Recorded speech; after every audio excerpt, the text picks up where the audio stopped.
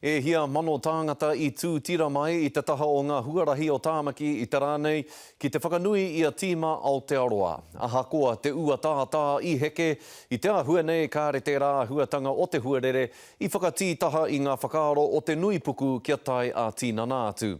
I Wainganui te toko pai a ngā kanohi o te iwi kua roa nei e mahitahi ana me tīma Aotearoa.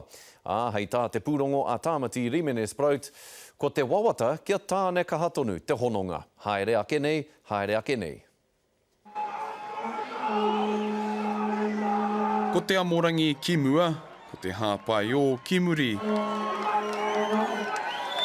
Te mea nui ki te whakahoki mai te mana moana ki ngai Māori, ne? E hia mano ke I tai atu ki te whakanui I te kapa Aotearoa I te rangi nei. It's unreal, you know, and the weather's just holding out, so... Celebrate their win. Haunga te ua. It's actually probably slightly fitting that it is actually raining a little bit because when we launched the boat, it was raining.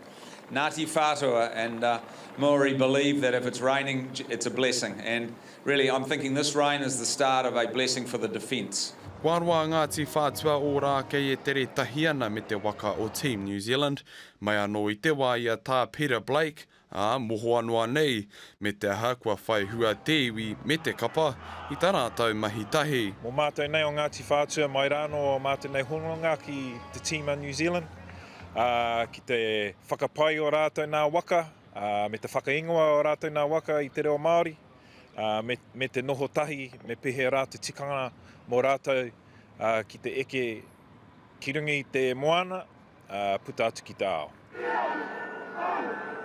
Ko te awhero nui kia pūwā wai tēnei hononga, mō ngā tau e haere ake nei. He whanaunga rātou ki a mātou I nai nei, tō mātou nei manako, ki te noho te kapu o Merika kai konei. He whakatinanatanga o te kōrero, e harataku toa I te toa takitahi, engari he toa takitini, Tāmati Rimene Sprout, te karere.